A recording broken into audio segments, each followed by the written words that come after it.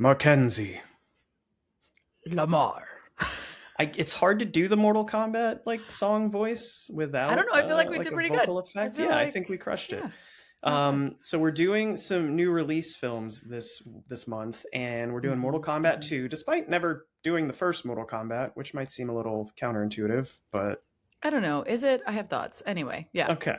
But either way, just cold open real quick here this week. What character when you I don't know what was the first Mortal Kombat game you played, or maybe you never played any of them, but if you did play Mortal Kombat as a kid, what was your go-to character?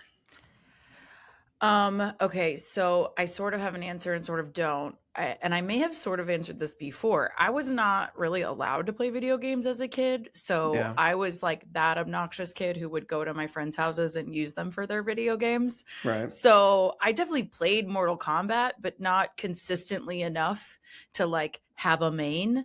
I do remember specifically picking Katana a lot because I would always Okay. pick I Very like to fitting pick for girls today. because I'm a girl, but Yeah. also because it was blue. My favorite color when I was a kid was blue. So I was like, You she's just go blue, based she's a on the girl. outfits. Yeah. Yeah. So, but I think I played a lot of them because I just didn't know. And, a lot of other people were playing their mains. And I was just like, I don't know, whatever you want me I to have play. respect for the people that do that because even when I think of other fighting games like, Street Fighter or Super Smash Brothers, I'm so competitive that I just pick one character and try to get really, really good with them because I want to win every time I Because play. they have different Yeah, skills. so I Yeah. like I get mastering that. one character, but I have major respect because there would always be people who sit down and like every round they would change who they played as, and that seems more fun. But I just like But winning them. hard, right? Yeah, yeah. Like, yeah, see, I wasn't strategic enough. I didn't know that, I just was like, okay, I'm just gonna play whatever people let me play. But I can tell you that my main in Mario Kart is Black Shy Guy.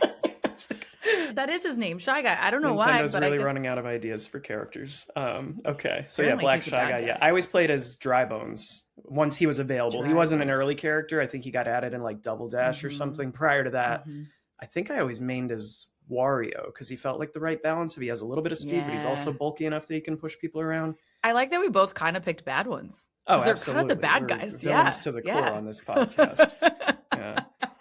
As far as Mortal Kombat though, like for me, again, I'm trying to remember. I did play the first one as a kid. I don't think I owned it because I Yeah, I believe don't it even was a remember which Genesis one. exclusive, and I only had Nintendo for a couple years as a kid. But yeah, going over to my friend's house, and very fitting that you said Katana because I do seem to remember always being drawn to Johnny Cage, and they're kind of our two main focuses in this film.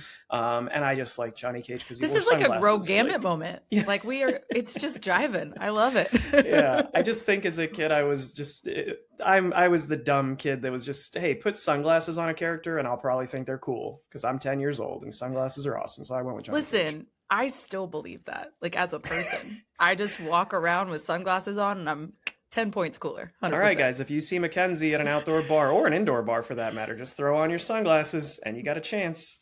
I'm saying you do. Oh, all right, kids, let's roll.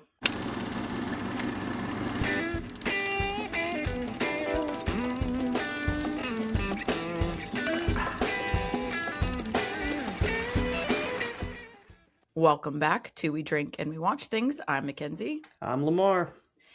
New month, new theme here on the pod. This July, we are going to cover, we've done this before, but it's been a hot second, just summer blockbusters, some summer hits. I think people want to hear stuff that hasn't been discussed a million times in the past, talked about. I mean, we have range is the point, but that's neither here nor there. The point is these are all brand new. They're out. Most of them are out still, if not in recent memory. And we are going to kick things off with Mortal Kombat 2, which no, we haven't covered the first one, but like whatever, we'll talk about it. So this is a big blockbuster right now. This just came out a couple weeks ago, right? Yeah, I think it's 4 to 6 weeks old. By the time people hear It's this, still it'll in probably be a theaters. couple months. But yeah, it's still in theaters. Kind of It crazy. made kick-ass money. I'm sure we'll get to that. So it's doing very well. Before we get into anything, though, we are going to go ahead and throw down a spoiler warning. If you haven't seen it yet, go see it before you listen to this episode because we're going to have spoilers kind of start to finish. And if you know Mortal Kombat lore, maybe you're fine. I don't know. But, turn around, don't drown. It's spoiler time. Fight! You've got the voice down. Like, I can't do it. We'll see how well I have the voice in a second. We're not going to spoil what we're going to do, but yeah, we'll see. Okay. Okay. Well, before we get into all that, what are we drinking? And by that, I mean, what is this incredible drink that I made? You made a very beautiful drink. I will give you that for sure. I haven't tasted it yet, so I haven't tasted it yet on either, that. actually, so I don't know if it's actually good. But yeah, so this is 1.5 ounces of Blanco tequila, half an ounce of blue curacao, half an ounce of the thing I can never say, creamy cassis, 0.75 ounces of lime juice, and 2 to 3 ounces of club soda to top it off. So you're going to put all the ingredients except the club soda into a shaker with ice, shake it around, strain it into a chilled glass, and then actually before you do that, you should have garnished it. Sorry if you're already making the drink, but garnish it with black salt and dried lime wedge if you have it. Then put all that into the glass, big cube, and then top it off with the 2 to 3 ounces of club soda. And we are calling this Kitana's Revenge. So I'm glad we threw the spoiler warning down early because that kind of gives stuff away. Yeah. Dark green. Yeah. Cheers. Cheers. Okay. This actually, mine And looks I more also- like Jade. I feel like, I have the appropriate glass. Like, I have all that. I went hard on this one. It was great. We both got covered in food coloring. It's ironic that we're doing Mortal Kombat because this drink almost killed both of us. So right, it's we true. both It's exploded black food coloring in 2 completely different incidents. Totally different ways. Yeah. And look, it's still on my fingers as I drink it. Yeah, it's mine off. are definitely fading, but it's there. I'm gonna end up with black on That my is face good, by the by end the of way. this, aren't I? I think Thank so. you. I think I put a little too much club soda in mine because I'm not a huge club soda person. For me, it just waters down. But I think I put a little too much. Otherwise, it's really good. Thank you. It's pretty and tasty. Check, check. Love this for me. Okay, so we are going to do something a little bit different here on the pod, and I hope I don't let anybody down. So this is Mortal Kombat, obviously came out this year, 2026, 6.5 out of 10 on IMDb, 64% from critics as it sits now, and 87% from audiences. However, it has the largest cast, I don't know, maybe of all time, maybe of anything we've covered. We're not really sure. There's a lot of them. It is. I was looking at the IMDb and I was like, well, you have to mention this person because it's such an amount. It's like a true, what's the word I'm looking for? What's the name? Like an ensemble cast. Because there's obviously a couple of people that get a little more screen time, but for the most part, screen time in this is fairly evenly split across, 15 or so characters. Yeah, I feel like there's, everybody has the thing that they bring to the story, and we'll get into it, but there's only one who I think gets kind of screwed out of some time here, but on the whole, I think they all they have important roles, and I count like what, let's see, 15, 17, 20 plus, like we got a lot of them. We got a lot. And to your point about how well this is doing in theaters, it outgrossed the first Mortal Kombat in its first weekend. Like Mortal Kombat 1's entire run, this outgrossed it in week 1. So I can only imagine there's going to be a third one of these based on how it ends as well. Also, $80 million budget, 129 million so far, still in theaters. That 80 million seems high to me. For the budget? Yeah. I mean, there's a lot of CGI. Given the output? Yeah, sure. Yeah. I agree. I think after watching it and there's some good stuff in here, but there's also some iffy stuff. So interesting. Yeah, I think also there is supposed to be a trilogy. The vision was supposedly number 1 reboot was pre the actual, combat, and then 2 was like the actual matchups, and then 3 is supposed to be post the matchups. Supposedly that was the original vision. I don't know that that's a brilliant vision personally, but we'll get into all of that. It makes me laugh when I think about it because the whole premise is that it's Mortal Kombat. It's this structured, organized tournament by the gods, right? And there's these rules around it of, you have to, if you lose however many tournaments in a row, your realm gets taken over, and it feels like there's very strict parameters.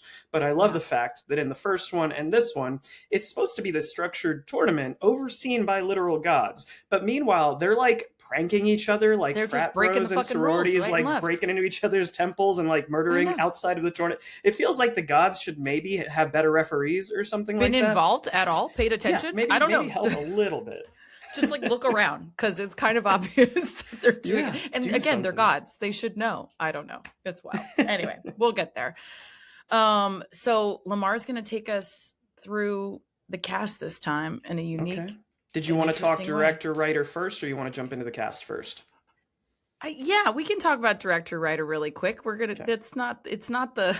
It's not the thing that I'm waiting for personally. You Okay, just want to get this so out of the way. I just want to get this out of the way. Director Simon McQuoid, who did Mortal Kombat 1. Just that. The end. The Yep. end. That's End it. of resume. And I, by the way, think it shows. All right. So the writers, we have Jeremy Slater, who actually wrote the screenplay here. He's done TV. So Moon Knight, Fantastic Four, lots of other TV shows that are similar in terms of vibes. He co-wrote the Fantastic Four that was terrible with Michael B. Yes. Jordan. I didn't see it. I just heard horrible things. But he was on a team of like 4 writers, which is very telling. And same thing with I didn't see it Godzilla either, by 'cause I heard Kong. it was really bad. 4 or 5 writers. So this feels like his first real solo effort on a film. Yeah. And again, with TV, you're usually writing specific episodes. So you're Yeah. not carrying the whole thing. So anyways, and then we have our co-creators, writers, right? The originators of the game, Ed Boon, John Tobias, both credited here. If you look at their credits, it's kind of hilarious because it's like all Mortal Kombat, everything top to bottom. Franchise, And then baby. Ed Boon makes a cameo in this one as a bartender. So, you know, he's pulling double duty on this one. I would for say sure. he has 2 cameos. He plays the bartender in that scene, and then he also, I never knew this as a kid, he does the voice of Scorpion on the famous "Get Over Here" line. So he does that. I in was this going to movie bring as well. that up later when we talked about Scorpio, but yeah, he does Undercut, haha, my fact. We do the same exact research. Lamar likes to do this to me. He's like, you know what? This one's fine. No, it's fine. I think I didn't realize that. And I think that's cool because he's done that across all of them. That's just his line. Sure. Why not? Okay. So Lamar, how you want to do this? This is your thing. This is your plan. So, as I said, I started writing down in my notebook because I don't type. I use an actual written notebook when I'm taking my notes. And I was looking at IMDb and transcribing, the cast. And I made it to like cast member 6. I was like, how many more are there? And started scrolling. I went, holy fuck. I don't want to talk about all these people, but I feel like they all deserve to be mentioned because they all have similar screen time. And so I decided, Mackenzie, that what we should try to do, because we're not going to have time to delve deep into all of these people. You guys know who Karl Urban is. I would say he's the biggest name in this. You know him from The Boys and whatnot. But everyone else is kind of like, B to C range actor, not to criticize. They're making money. Good for them. They're in a, decent action movie. But what I want to do, Mackenzie, is I want to take the original Mortal Kombat theme song and I want to play it and say the cast names similar to the way they do, in the closing credits of this when they're naming all the characters that are in the movie. We'll just do with the cast names. Unfortunately, we cannot get the rights to Techno Syndrome, the Mortal Kombat theme song. So I'm going to need you to lay down like the beat for me. I will get us started, and then you literally just have to do like do do do do do do do do do do do do do do do just over and over again, and I will bust out all the cast members' names, and we'll be out of here in like 10 minutes. Guys, I'm so stressed. I don't know this song at all. I was about to tell you, I pulled up the song. I don't think we're allowed to play. I feel like we'll get a cease and desist. So it's just the instrumental version. I still think you can't legally do that. God damn it, you guys. I don't want to do this. Okay, wait. I hate this. Okay, hit me again. So I'll do the part you're going to do, and then I will say Mortal Kombat, and then you take over that beat. All you got to do is the do-do-dos, okay? Okay. All right. Ready? Sure. Mortal Kombat. Go.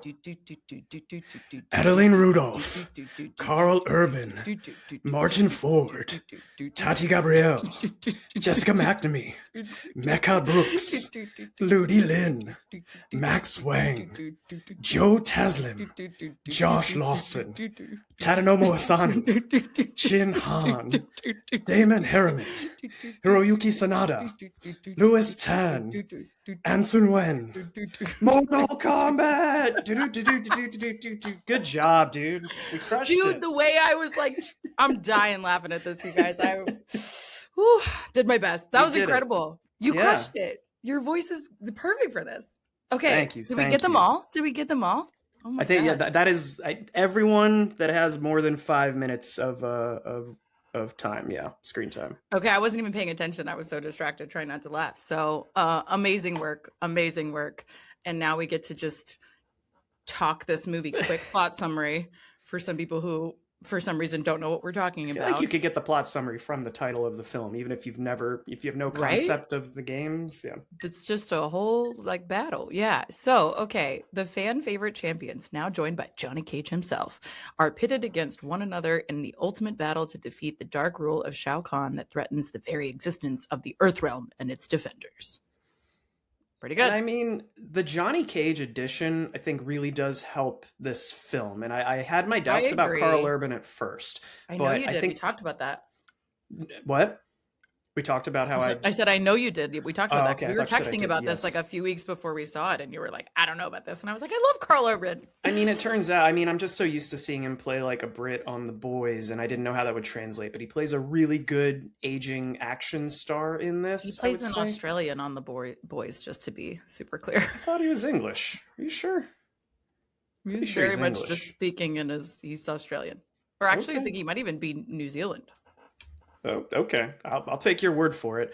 But I was going to say that it shows because the Red Band trailer for this has the most views in 24 hours of any Red Band trailer. So take your Mm-hmm. Deadpools, your sequels to Deadpool. Those are two examples. But this has the most in Suicide 24 hours. Squad was the other Yeah, runner top up, which is contender, wild. right?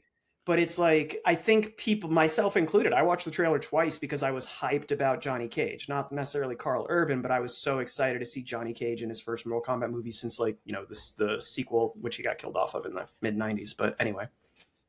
Yeah, I mean, I wasn't. I saw the like 90s Mortal Kombat and I liked that when I was Hmm. younger, but I, don't know enough of the lore of the game and stuff to fully get it. But I was excited to see him come into it because I love Karl Urban and I Yeah. knew the character, obviously. I just didn't know, a ton about it. And I agree with you. I think he brings a really dynamic shift to the story.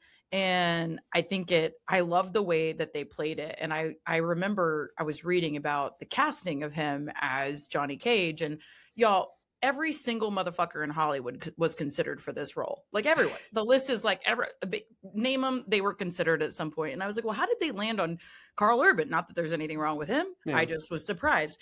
And to your point when we were texting about this, it was exactly the aging, the aging action star kind of washed up. That was actually the vibe that they wanted and were going for. And I was like, poor Karl Urban, that the perception of him was he's perfect for this. He's the perfect guy to play a washed up action star. He's got the lines in his forehead. Like, I would buy him being an action star in his 40s, 50s that's like, past his prime. It totally plays well, I think. I think he does a perfect job. I just think it's funny that that's why they ultimately went with him. Because again, there were everyone and their dog was considered for this, and they went with him. So I think he does great, and I like the the sunglasses shtick like you were talking about. It's just I love that that's his move. I think it's so silly and simple, but it's a fun move for sure. It is. I feel like for today, we really do not need to delve into the plot line of this at all. I do not There play is no Mortal plot. Kombat games. Let's Yeah, just I don't start play there. the games for plot. I know that the plots of the video games are atrocious and make no sense. There's like 8 different storylines and it's insane. So, yeah, what do you want to talk about? I think, my thoughts here are a couple major things, right? I think we first have to, of course, talk about the tournament itself. We finally get the tournament. I think that's the biggest complaint about the first film is that there's no tournament. There's just like build up. You don't get the like throwing down of these matchups. And that's why, again, I don't think that the trilogy structure, the way that they have described it, makes sense to me. I think that means that there's one interesting movie and then two, like literally you have this buildup and then you have this denouement and these 2 other movies, the way it's being described. And here to me, I think this movie personally also is just almost all action. You get a few minutes of some lead in of here's where some of the story comes from. And then it's just matchup after matchup after matchup. So I wanted to talk about that of like, do you feel like that's a good payoff after the first one? Is that what you're here to see? Or is this like what you want more plot? Like, what was your take on it? Again, I don't play Mortal Kombat games for the plot. I think this is a But it's not perfect a game, it's a representation. movie. But I don't care. It's this is a perfect representation of what I would expect out of a Mortal Kombat film. As far as Okay. Mortal Kombat films go, it's in the top two, I would say. I feel like the original, The probably first most one. people nostalgia goggles love that one, but Mhm. that one's cheesy as fuck too, and the plot doesn't make total sense. I like what you said though of how it is kind of back to back, just one on one matchups until it gets a little muddled near the end, and they again start pranking each other and tee-heeing back and forth and breaking into each other's things and breaking all these rules. The tournament gets a little Is it muddled. a teehee? Would we say it's a I think it's teehee? tee-hee. I think it's them bad guys. Tee-hee, we're gonna do this thing we're not supposed to do, and then the good guys like tee-hee, we're gonna break into your house at night and like steal the thing, and it's very silly. It feels more malicious than that to me, but I No, do it's think it's very very tee-hee. silly. I think I think Kano's it's very very silly. tee-hee. A Kano is very teehee. I agree with that. I just think like you have what's his face, who's like the super bad guy. Shao He's Kahn, no, the other one. Sorry, Shang is Tsung. right. Sure, whatever. I don't know these characters, you guys. Like, I don't follow this that guy, and so I just love, like, he seems more serious than everything around him, if that makes Mm-hmm. sense. Like, he Yeah. is he is playing it at 1,000, and that's why I think like their attacks on them in between the games feel more serious to me. I'm the opposite of you, probably because again, I didn't play the games religiously. Like I liked them, don't get me wrong. If I had been able to play them more, I absolutely would have. But um I didn't play them religiously enough to like lean into the cheese. I wanted a little bit more from this and just even a little bit more framework because I love an action movie, you guys, you've met me. I just was like, there's nothing. There's fucking nothing. There's 3 minutes of lead in and it's cheesy as shit. And the CGI is like out of the gate. That's another one that kind of annoys me in this one is like from the very first, Shao Kahn match off, their bodies don't move right during battle. It's like such a CGI fight. And I like that the fights later get better. There's a little bit less of that, but it was such a hard opening to me of like this is how we're gonna start with this like shitty plot line and a shitty battle. But I did like the individual matchups. I just wanted more plot. Like I was like, I don't know. I didn't know I was literally just watching somebody play Mortal Kombat for an hour and a half. I think I personally was in on the first battle because you know how it's going to end. It's like, okay, Shao Kahn's definitely going to kill Sure. Kitana's dad. Like I that's mean, how just look at him. Just look at him. He's so big. he Like did. He's so big. But I actually kind of dug that first fight. It kind of shows like oh, the I hopelessness didn't. and like what's it's a good little setup for Kitana. I think the smartest thing this movie does compared to the first one is they make Kitana and Johnny Cage kind of our two main focuses. I think the introduction of those two and making them Mhm. sort of the main characters that the storylines swirl around. No, they're the It, right ones. I agree. mm-hmm. Yeah, yeah, yeah. Like that is probably the smartest decision this film makes. So getting her backstory, even if it's only for 5 minutes. And again, I can excuse some of the bad CGI. It's fucking Mortal Kombat, and like any iteration of Mortal Kombat, you go back and look, even the original games, and the blood that people thought was that parents thought was so offensive was so cartoonish and silly. And even the modern games with like the X-ray, like where they punch them and you see like bones breaking inside it, but they keep fighting for another 10. It's like that doesn't make sense. But nothing has to make sense in Mortal Kombat. But I get where you're coming from. I just think you might be going to see a Mortal Kombat movie for the wrong reasons. I went because I actually thought it looked better than the first one. You didn't think And this one was better? that's a good question. I actually haven't thought about that. Um, yeah, maybe because again, like Mortal Kombat should have Mortal Kombat in it, and the first Yeah. one didn't, Mm-hmm. So I think yeah, in that sense it delivers, but I didn't see the first one until the second one came out because I was like, well, the second one does look better, so I want to watch the series now. So I watched them kind of back to back, and so I do think I liked this one better. I just, yeah, like I said, I just needed more plot to it, but I liked some of the matchups. My one gripe with what you said is like, I get it, CGI, it's going to happen. I don't think that's actually the point of some of Mortal Kombat. Like, and I'm trying to reconcile game versus, live action, but I also think you have amazing skills in terms of fighting skills. We've seen millions of movies that have incredible martial artists who are coming in. Like literally that's the premise of Johnny Cage, right? Like he's this incredible martial artist and he can come in and kick some ass. other than that, he has no power as of yet at the beginning of this Mm-hmm. film. And so that's what I would have liked to have leaned into, right? Of like, let's see some like hand-to-hand combat. Let's see some like martial arts skill. I just wanted more of that and less of the CGI. And Okay. I hear what you're saying. So you wanted more of like, the Raid Redemption, like actual hand-to-hand fight sequences that are not like yeah. cutaways or CGI people doing karate. I know that Mhm. Karl Urban's stuntman, there was a stuntman in this who had to master like the flips and the wire work and like the Mhm. splits and all that. So that's all real, but I understand what you're saying of like the parts where it's clearly they're digitally animating some of these motions that don't make sense do get a little silly.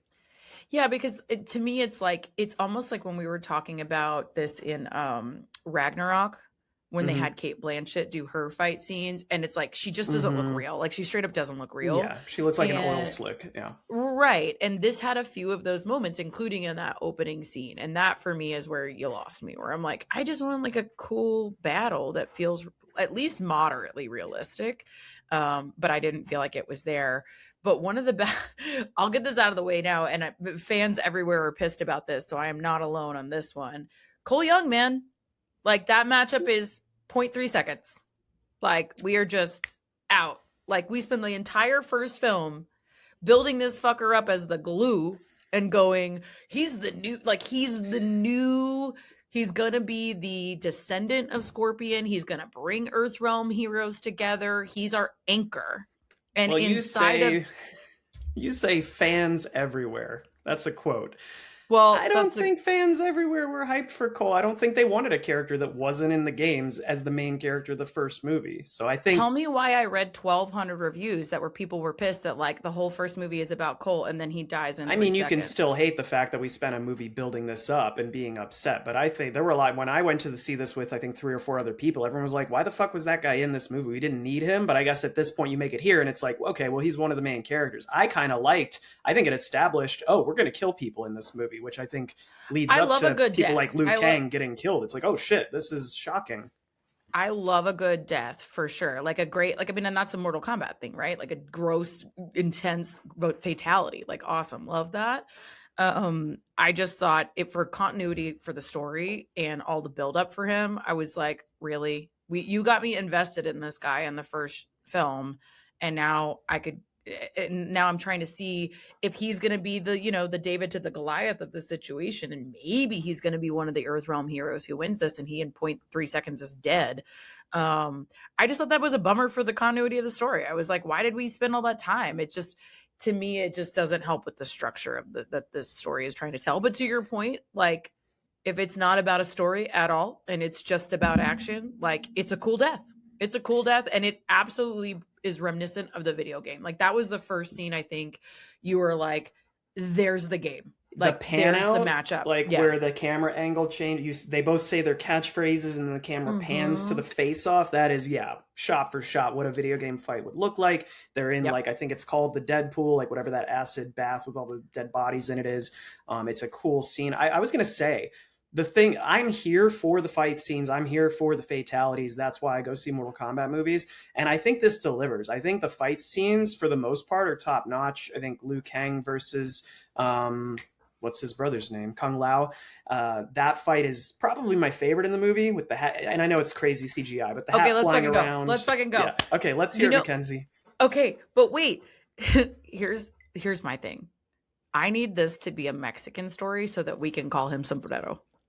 Cause like all I could see the whole time was like, this fucker's wearing a sombrero. Like I His can we just chainsaw be sombrero, yeah. it's a chainsaw sombrero right now. And all I saw the whole time was a sombrero. I was like, what is this guy? And it made it so funny to me. Like it was so ridiculous the whole time. I was like, he's just throwing around that sombrero, like just right You and would left. instead of Liu Kang and Kung Lao, you want like Don Julio and Pablo Cabrera. Like those are the Yeah. brothers. They're fighting. He's got Yes. his chainsaw Yes. sombrero. Let's Yeah, make yeah. it Mexican. And also like, I just want to like we need some like aesthetic. We need a guayabera. We need a poncho. We need something. And we're gonna, and it's gonna like turn them into weapons. Like I was so, it just made me chuckle. I was like, this is a sombrero and it's supposed to be lethal. And I am so not bought into the lethality of this. I mean, I like when Liu keeps kicking it away like it's nothing. I'm like, oh, so now the blades don't exist on the end of this. They're not going to cut Yeah. through your shoe, but sure, why not?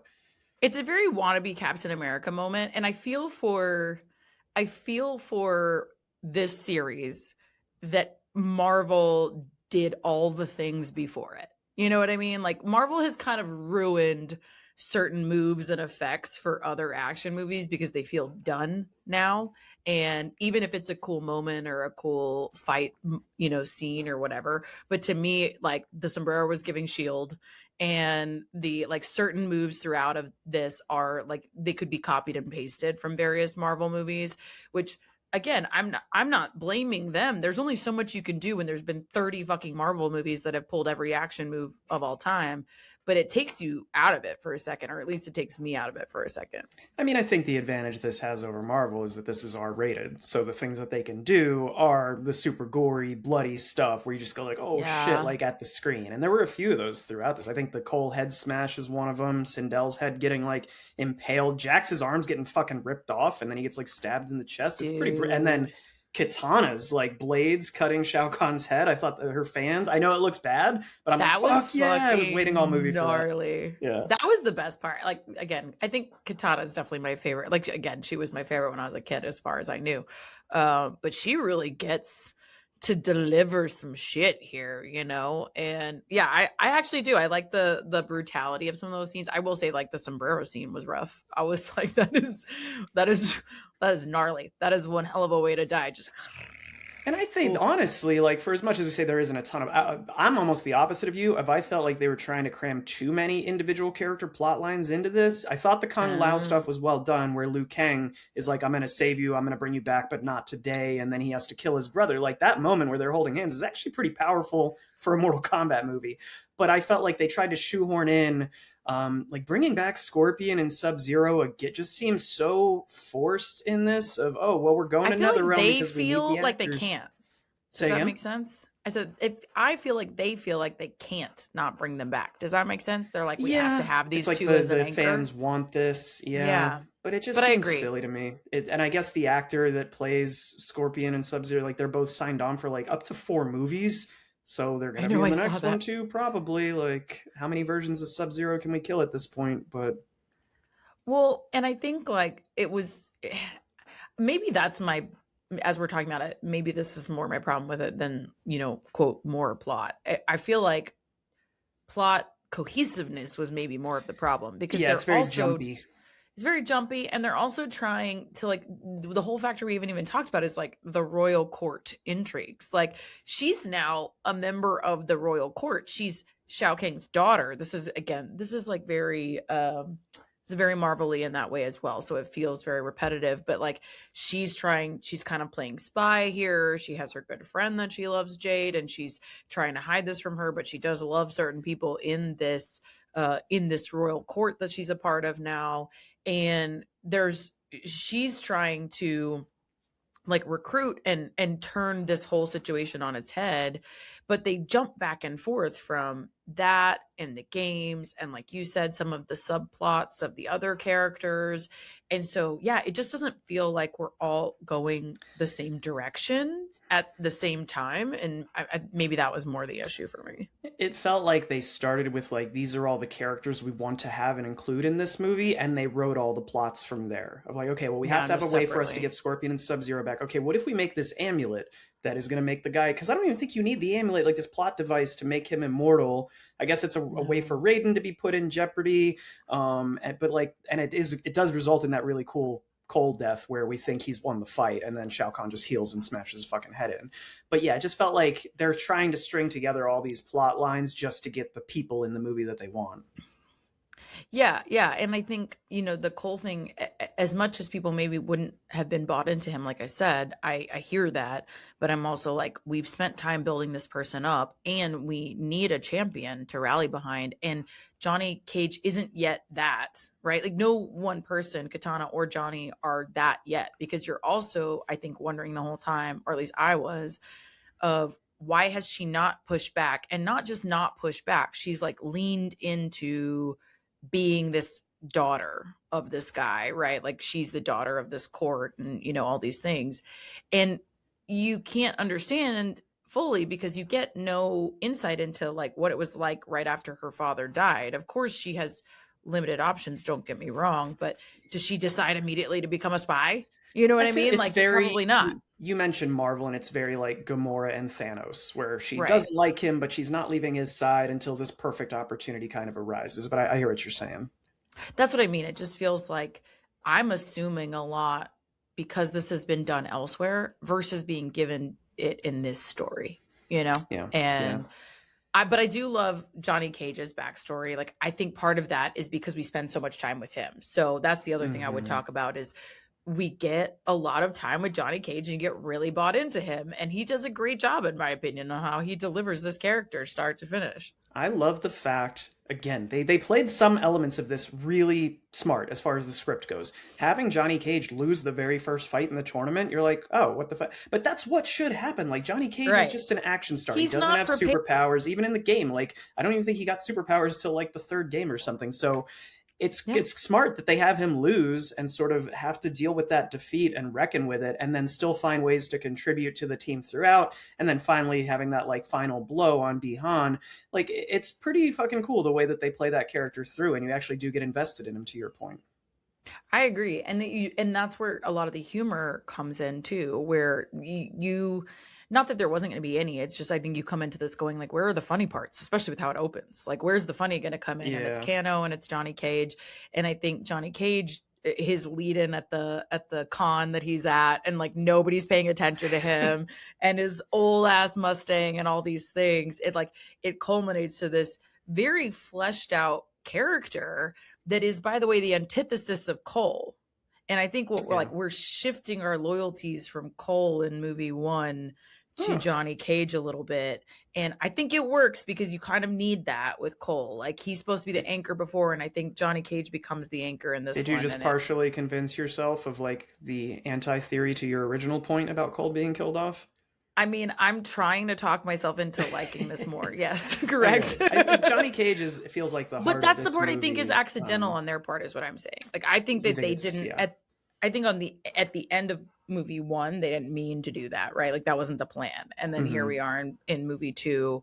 That's what develops. And I think it's an important shift because if we're going to lose Cole, like, we need somebody else to anchor in Yeah. a little bit. And I think he's a good one. I think he does a good You job. you mentioned the humor, and I love his relationship with Baraka, who, my bad, that's the one you said, did we get everybody in the cast? That's the one name because I had to write so fucking tiny if you're on screen here. So Aww. CJ Bloomfield plays Baraka. That's your and does serial killer notebook. Like, let's just sidebar on that for it's a second. full of the names of my enemies as well as movie notes for the episodes. But Baraka and Johnny Cage's dynamic, I think that inspires some of the best humor in this, where It they does. have their fight.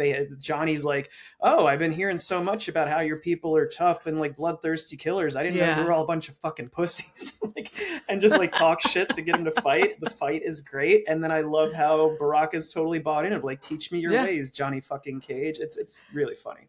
I also love that he, again, to your point about, even losing the first battle, I love that he like does not want to fight this guy. He's very like, oh yeah, he's like, well, this has to happen, but obviously it's not gonna be me. Like, no, there's no way, it's gonna be me. And he's just such an unlikely hero. Yeah, he's very much the anti-hero of, but I also don't think it's not a cowardice thing. I think it's fair to say that they balance it with, he's not so much being a coward as he is reading the fucking room and understanding he's the only one here without powers. Yeah, right. out of his element. And so he doesn't lose credibility in that sense where you're like, what a little bitch. You're like, no, I get it, Johnny. I get it. I wouldn't want to fight Baraka either. I'll get my worst fact from IMDb out of the way here. Somebody pointed out that you can tell during the fight scene with Baraka that Baraka shoots his arm projectiles at Johnny Cage. You can see that on screen, which is something that happens in the video game.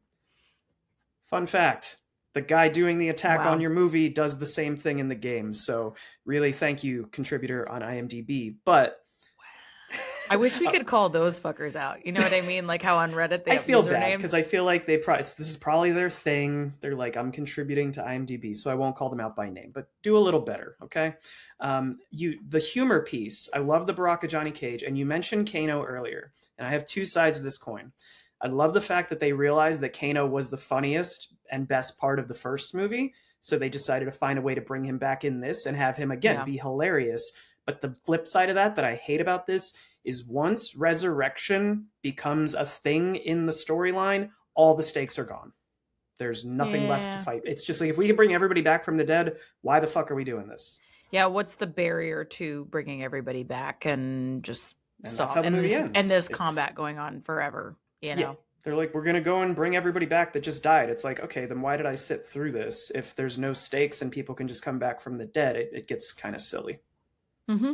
I agree. I think that's a good call out. But I do think he's funny. He's kind of that irritating funny where you kind of like want to punch him in the face Oh, a he's a little bit. douche for sure. Like Yeah. if this guy was hitting on you at the bar, you would absolutely not be about it. You would just like flirt fight with this person. I've done this The before. the That's not accent clear. wouldn't do anything for you to start. No, that's why you would flirt fight. Like you Oh, would okay, fight with flirt this fight. person because of the accent, but you would not actually be into it. You know what I'm saying? Like you Right. would be like, I actually am going to punch this guy in the face, but I'm going to entertain myself before I do that. That's Kano for sure. Like he's that guy, and He has some it's a really good time. one-liners. I love when he first runs into Johnny Cage and he has the three guards and he goes, "Fellas, line up. You a little to the left. You over here. Okay, right there." And he just zaps all three of them through the head. I think that's good. And then him and Johnny Cage play off each other really well. There's some really good one-liners in there. But I mean, I I like don't that he's have. like bad but good. You know what I mean? Like he's funny and that makes him accessible, but also he's just an opportunist, right? He's just out for Yeah. number one. But because of that, you can't really identify him as being on a team and on a side. And I like that he basically calls that they're like, why would we trust you? You know, and he's like, Well, yeah. At listen, the end of the movie, Sonya says, like, after we get our friends back, then we'll kill Kano again. You know, right, so they exactly. don't She's like, trust him in the least. we're gonna use you as well. We all know Yeah. exactly who you are, and I just like that part is out there. You're not trying to solve who he's there for. You're just like, this is exactly who this person is. I mean, to for put it sure. in Marvel terms again, it's kind of like the Loki character, right? He's always out for himself. He'll Yeah. play good when That's he needs the to. only thing But you can count on, right? yeah. Is that he's going to be there for himself, and I think that's why he's so funny and entertaining because you can kind of move on past it. We all love Loki too. I mean, he's not great, but we love him. Yeah, I feel like I've been gushing or defending this movie more, so I do feel like it's my turn to say a couple things that I really don't like about this one. Yeah, I because think I've just been there's, beating it up I and I'm know, out here on an island by myself. there's a bunch of silly plot devices, like the whole, oh, we can't teleport to the bad person's castle because they'll sense us. They have people that can sense. But we can just go in a tunnel underground. They can't say that. That just seemed very silly to me. The amulet thing is dumb. There's a lot of exposition. The amulet thing I Literally, feel like is only to have that one big fight in the castle where it's like being held where everybody gets the right. major fight and then Jax's arms get pulled off. Like that is purely a vehicle for that scene, but I agree with you. Uh-huh. It's silly. Like we could have a million reasons why they would end up in that fight. Yeah, it's the plot devices, and then the exposition also gets silly when Johnny shows up to his first fight with Kitana, and they have the five lit torches, red and blue. He looks up. I, as a viewer, I'm like, okay, I get it. That's the score of whatever, Mortal Mm-hmm. Kombat. And then Mm-hmm. she goes, every time a flame expires, someone has died in the tournament. And when one reaches it, so she's explaining the rules to us. And I'm like, I feel like I could get that on my own. And then they explain the It amulet. certainly does not need to be explained No. at all. And the same thing with the amulet. Like, I know we need an explanation, but it's like, with that, he could become a god and nothing heals in a. You could do that in a very shortened way without just directly spelling it out in the script. But anyway. I hate that. Like that is, we've talked about this before briefly, but I just feel like that is such a byproduct these days of screenwriters now in the age of, people not paying attention to things where they're like, let me, give this very clear, explicit lead up of what's happening in the script because I think somebody's watching this while on their phone. And one, I always hate that in every context because I'm like, I can fucking follow. But two, in a theater, it really pisses me off because I'm like, everyone in here should be paying 100% attention to this and not be confused by this. And I will say though about that effect, that's one of the things that I did really like. I liked Okay. the way the score was there and the Yeah, torches, I like that. and that felt like authentic to the game. It also didn't feel, I mean, yes, it's CGI, but like it didn't feel CGI fake, in the moment. So I did like that. But yeah, I agree. I don't like let me announce and explain scoring to you. What the amulet they say literally what they're like, you would need to harness the power of a god. Oh yes, and they literally tell you what's gonna happen. They're like, we're gonna go kill Raiden and we'll take his power, put it in this amulet. And like, I just felt bad for Raiden because none of his friends throughout this movie think to give him stitches. He's just sitting there leaking lightning out of his neck the whole film. I'm like, can we just put a band-aid or something? I know, I We're was just like, gonna- nobody's gonna try and heal this guy, like at all. We've got nothing. You need one healer on the team, guys. Let's pro tip. Getting to the Mark. closing here, like the final two fights, I think are fine. they're for how good a few of the earlier fights are, like the Baraka Johnny Cage that we talked about, the Liu Kang Kung Lao. The final two fights happening at the same time don't deliver as well for me. I feel like they could have given Liu Kang a little more I love though when they give Liu Kang the like I'm gonna watch you burn, and he gets the flaming dragons behind him, like the whole animality reference. Like that looks awesome when he just blow torches Shao Kahn. It doesn't kill him, but that scene I think does a lot of justice to the Liu Kang character we hadn't had to this point in the series. Yeah, I mean the later fights are fine. I think by that point, again, I love a battle. I love an action film. I was just kind of checking out a little bit at that point from the cheese factor and the CGI effects of it all. So it just kind of didn't land as much for me. I do like the Scorpion reappearance because I just like that's an anchor for me personally as a fan. I'm like, cool, I love to see this. But that doesn't you don't actually get enough time with that fight when that is happening. I feel like you're spending more time in the other fights, and I would have liked to have spent more time in that fight. So that to me felt like they were trying to do, like you said, too much to bring everybody in and have everybody on screen and make sure we bring these people back. And I was like, that feels like too much for sure. Yeah. I mean, I'm going to contradict and say I assumed they were going to have NetherRealm there and have Cole interacting with like his ancestor, like with Scorpion. Yeah. And they didn't do that, but I guess in the third one we'll probably see Cole again and we'll get that payoff. But yeah. You're just here for fights, so it doesn't matter. I'm just here for the fights. And like I said, the last fight is fine. Again, I don't need Liu Kang to literally you get this shocking death where he gets stabbed and there was like a gasp in the theater of basically the Mortal Kombat main character for the last 40 years, 30 years.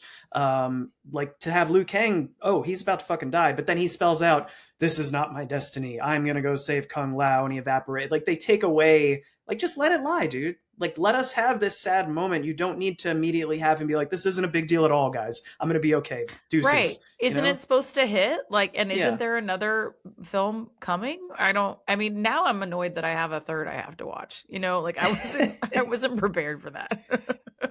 Yeah. I mean, that's pretty much all I got here. I didn't know that ribbons could somehow break a chokehold, but I learned something watching this movie how she breaks out of like being choked to death and then she just pulls her hair ribbons out and he lets go.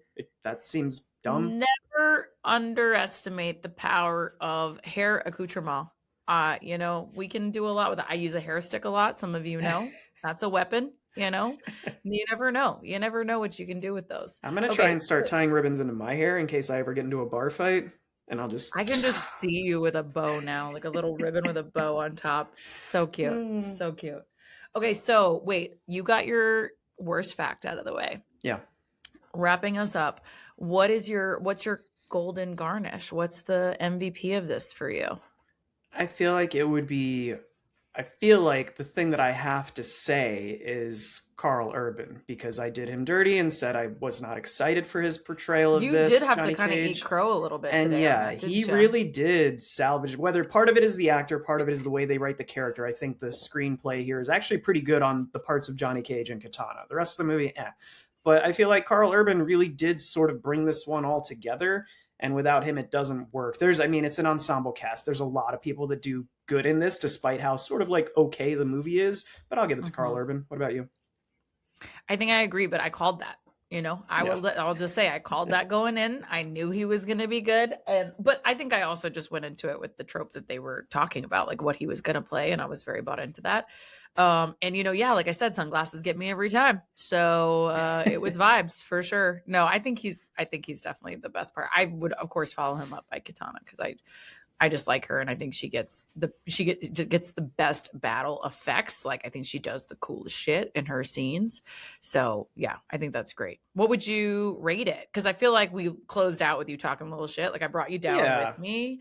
But I think on the whole, you like watching the battle scenes. So like, what's your rating? Again, somebody who's seen a bunch of Mortal Kombat movies that have been very mid. I think this is in like the upper tier of them for sure. And in the grand scheme of cinema, I'm aware this is probably like a 5.5 in like compared to all the other movies out there. So not cinema. Like it's not cinema.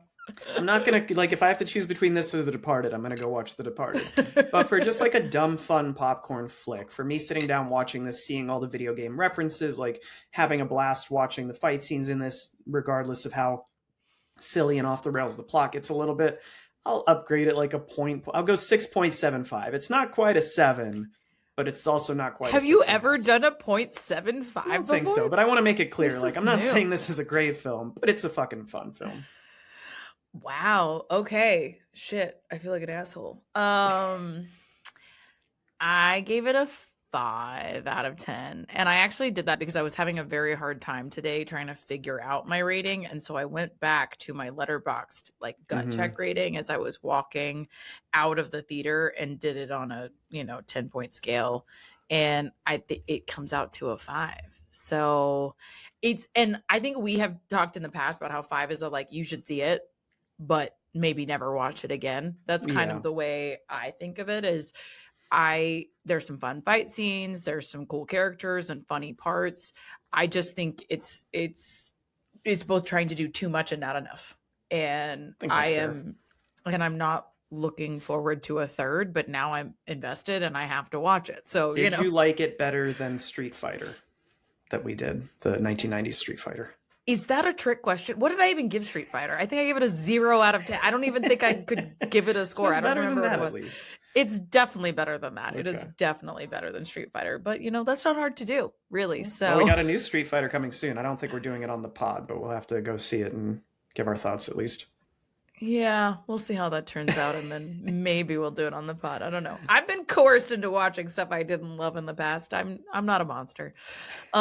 All right, well, kids, thanks for joining. This was an interesting time. I am glad I saw the series, and we'll see how the next one turns out.